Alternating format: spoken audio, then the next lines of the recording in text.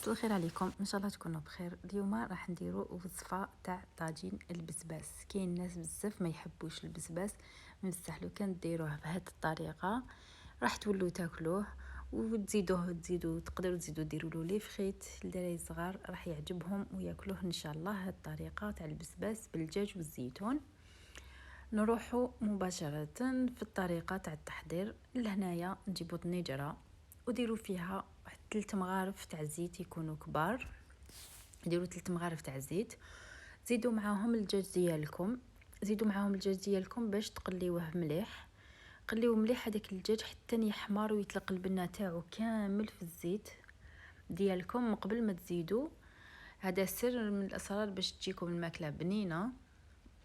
تقليو الدجاج تاعكم مليح حتى ياخذ هذيك التحميره تاع الدجاج، وما ديروش الملح باش ما يطلقش الماء من الاول. هكذايا شوفوا كيفاش تحمر الدجاج وطلق البنه تاع التحميره ديالو في الزيت. من بعد نجو نديرو حبه بصل تكون متوسطه، متقطعه، نقطعوها دي بتيدي هكذايا.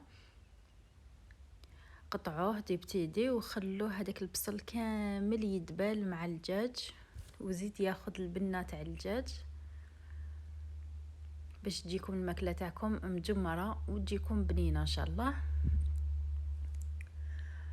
من بعد نروح نزيدوا الملح. لهنايا نديروا مرقه بيضه ما تحبش بزاف الملح، والدجاج تاني ما يحبش بزاف الملح، صافيك ما تكتروش باش ما تجيكمش الماكله تاعكم مالحه. ديروا مغرفه صغيره كما راكم تشوفوا، مغرفه صغيره تاع ملح، ما تكتروش بزاف.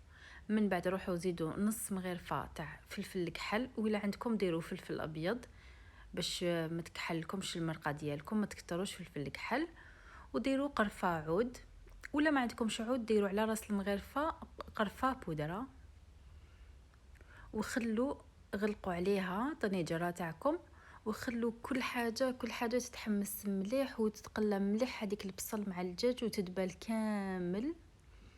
خلوها تدبل كامل باش تعطيكم نتيجه مليحه، ما يقعدش هذاك البصل ديالكم هكذاك خضر يبان. لو كان تمرقوا شوفوا كيفاش هكذا كيدبل البصل وطلق الماء ديالو. شوفوا كي درنا الملح كيفاش المكونات يطلقوا الماء ديالهم. نجو نضيفوا هذاك البسباس. انا لهنايا درت 2 حبات بسباس، كل حبه بسباس قسمتها على 4.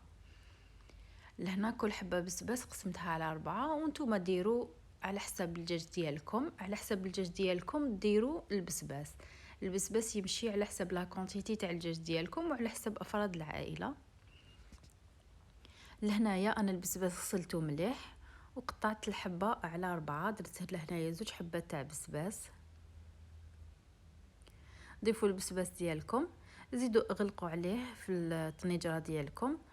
وانايا ندير هذيك الشجره الصغيره اللي في البسباس تطلق ريحه شابه وتزيد تمد بنا الماكله ديالكم.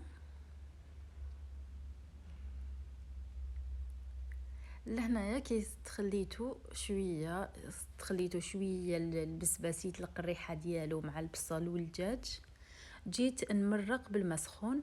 ولهنايا التمرق جامي ما ديروا الماء بزاف، ما ديروش الماء بزاف، ديروا قيس ما يطيب لكم الماكله ديالكم، قيس ما يطيب لكم هذاك البسباس والدجاج ديجا هما في دقيقه يطيبوا. وكي تتجمر الماكله ديالكم خلوها ناقصه حتى تتجمر وتنقص هذيك المرقه وتجيكم عاقده. طفيو عليها ومن بعد زدت لها لهنايا من الفوق زيتون فيولي باش نزين به. زدته من الفوق كي طابت وطفيت عليها ودرت لها المعدنوس وزينتها بالبرج تاع القارص. وتقدروا كي تكونوا حتاكلوا تزيدوا ديروا له عصاره تاع قارص يجي بنين. ولا عجبتكم الوصفه ديروا لي جيم لا فيديو، اشتركوا في القناه وفعلوا الجرس باش يلحقكم كل وصفه ان شاء الله. وان شاء الله يكون عجبكم هاد الطاجين وتسيوه. تهلاو في رواحتكم وبقاو على خير في وصفه اخرى.